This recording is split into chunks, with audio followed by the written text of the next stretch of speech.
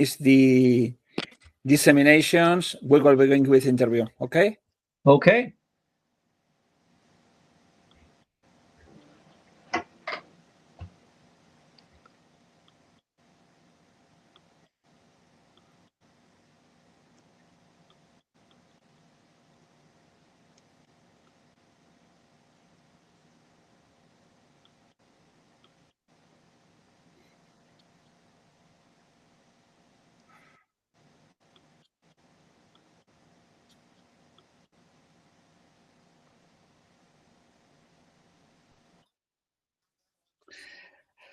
Okay, good afternoon, good morning if you are in North America, and welcome to the University Broadcast Radio Campus. Radio Campus is a cultural chair that belongs to the Vice Chancellorship for Culture and University Extension, and it's the oldest university broadcast radio of Spain. Now, today, we have another program of our cooperator, the association, the non-governmental organization Hacer para el Desarrollo, focused on culture. We are in culture nowadays, and we are going to talk about music. Remember that culture nowadays is for every initiative in the area of culture outside of the campus of University of La Laguna. And today we are heading into the United States, into Minnesota, because we are going to talk about music, special music, because we are here with Joe Schertz from the School of Music of Mayhem. Joe, good afternoon for us, good morning for you, and thank you very much for being here with us. Hello. Joe wrote to us because he was presenting a special song and special composition, Wild Hearts. And please, Joe, talk to us about Music and Mayhem and this special song. Yeah, well, thank you. Appreciate it. So the School of Music and Mayhem is where I teach, and I teach songwriting lessons. I teach guitar and drum set, ukulele and bass, and singer-songwriter keyboard. And what happens is the word mayhem sneaks in there because what I do is a lot of times I will take students, say a drum student, and I'll teach them to play the drums with me being behind the guitar. So all of a sudden they have to learn that music is a team sport. Very rarely do you buy a ticket to go see just a drummer live. They're always with a band. And so the idea there is that I want to get kids and adults learning how to play music with other musicians. In terms of Weird Heart, a young lady named Delilah and I were hanging out writing songs together. She started here at age 10, and we started a song called Weird Heart, and it was really her expression of feeling weird inside a little bit, different, you might say. And that was a song where we started way back about a year and a half ago, and we would set it aside and go on to write other songs, but then we'd come back and visit it again because we knew there was something important there to talk about. We would set it aside and write other songs and come back and visit it again. Well, unfortunately, at age 12, Delilah ended her life with suicide, and I was asked to play at her Celebration of Life event. And my first reaction was, hey, I will play, but I want to show everybody what we do here every day. And so what we did is we took poster boards, and people wrote thoughts, feelings, and emotions and memories of Delilah. And then I took those poster boards and live in front of 400 people, I just wrote 4 or 5 songs with all the information, not all the information, but information off the poster boards as an example of, hey, this is what Delilah and I would do every day. But about 2 weeks before the event, they called and said, hey, we've worked out the flow of things. We need you to play another song. And I had asked at the time, I said, well, what other song? And they said, oh, anything's fine.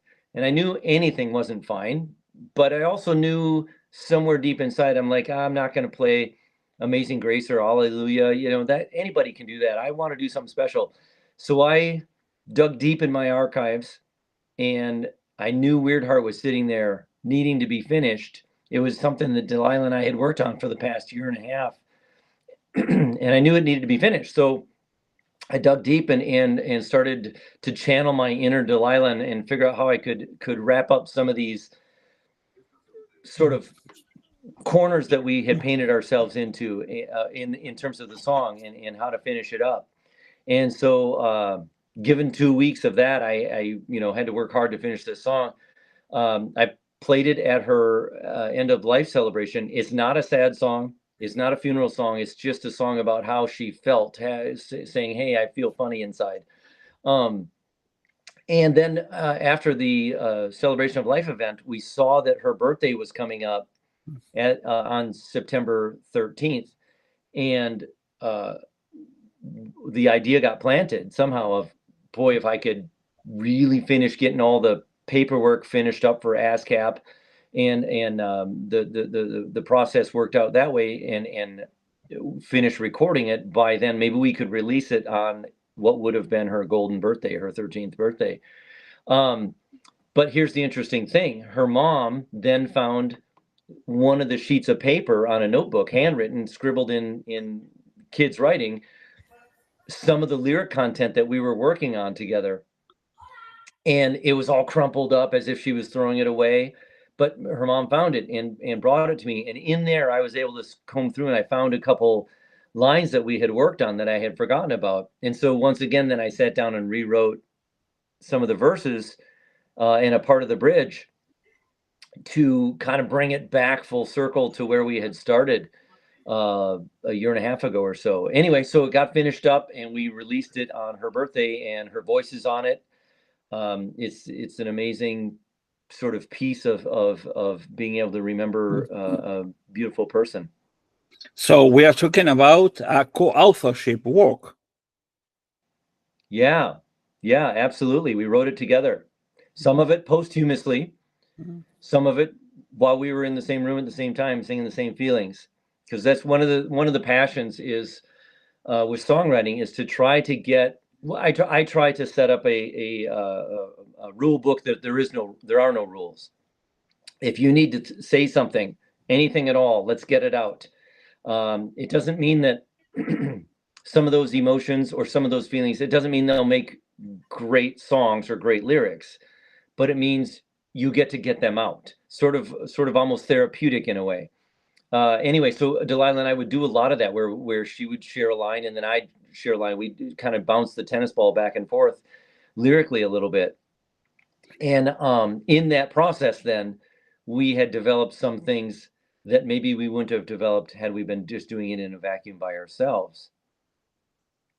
So from the point of view, you are focusing your work in the skill of music generally, and particularly in this case, not only as maybe some kind of artistic expression, actually it always is, but also that some kind of therapy might be the idea of expressing and talking about how people feel and sharing.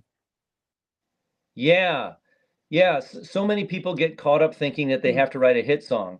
And one of the things I tell students is, hey, let's just write a song. It can suck. Let's be happy with it sucking and being terrible, because we got to get those feelings out.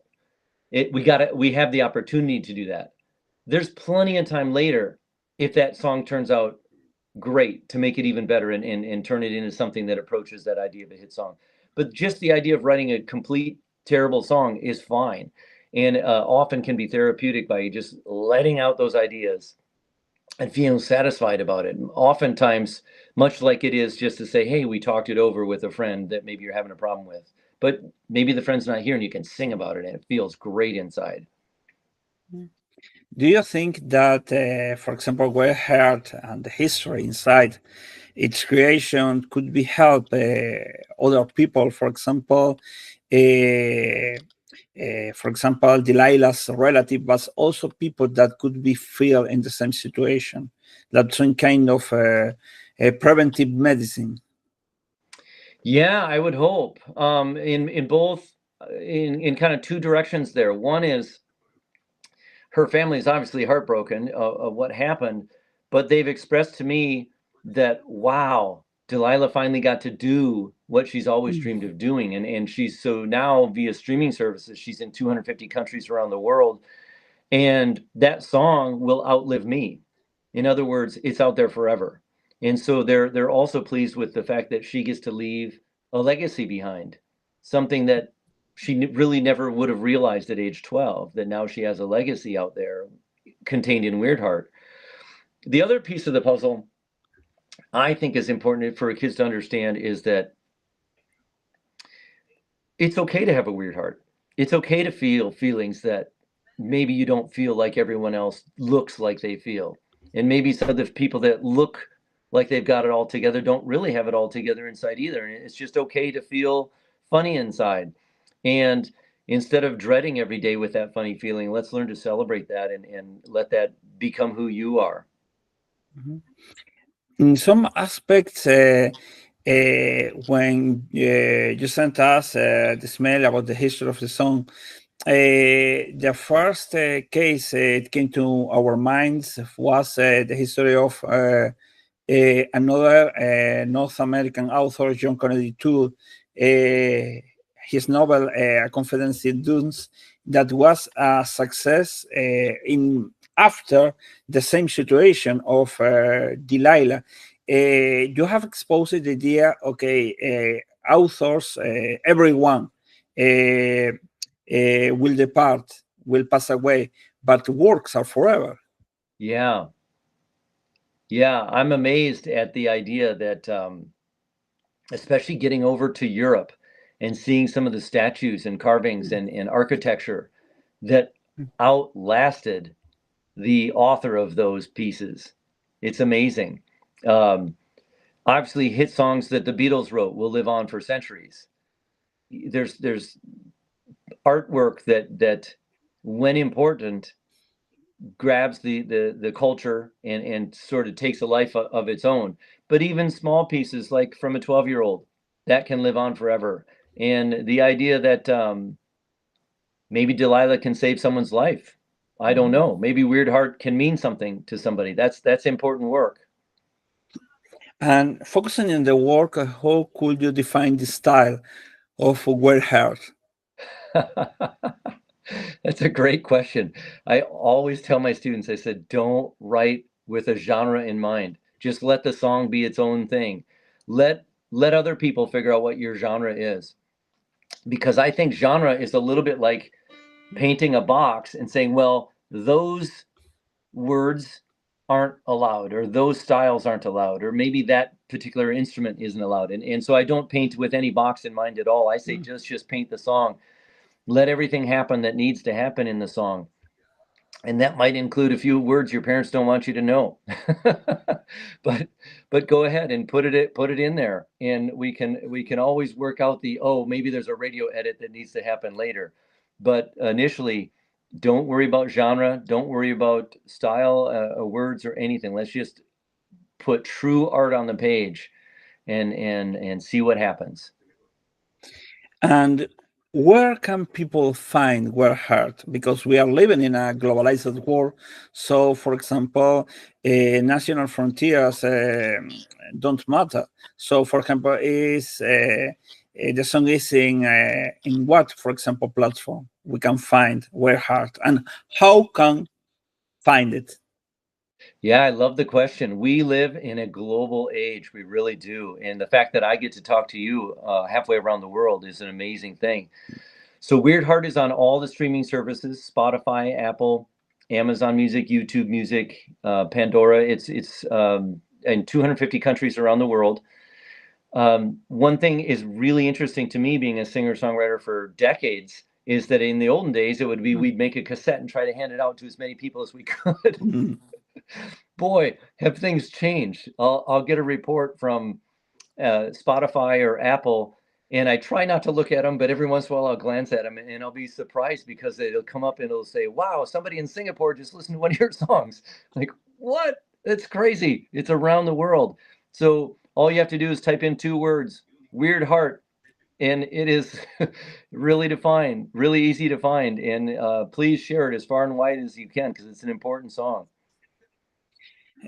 For our our people, you are going to find links to the song and in the description of this program, not only here in this moment in YouTube, but also in our podcasts in iVoox, Spotify, and Amazon. We are heading into a very special period of time. It's Christmas, and Christmas can be extremely hard for people that aren't in a bad situation. Do you think that Where Hard can be a Christmas song to help people in this particular concept they can be? Boy, that's a good question. I've never heard that one before.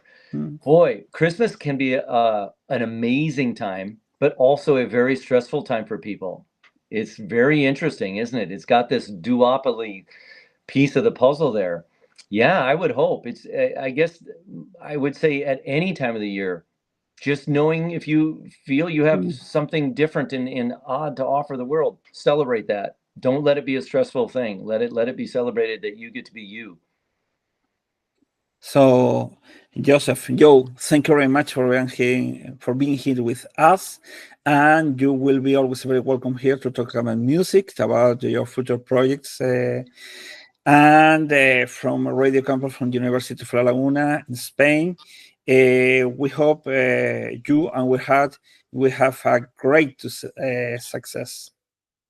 I really appreciate it. Okay. We have been talking with Joseph Joe Schertz from Minnesota, a musician. We have been talked about Where Hard a co-composition with one of his students, Delilah Steenberg. This is Radio Campus, and this is the University of La Laguna.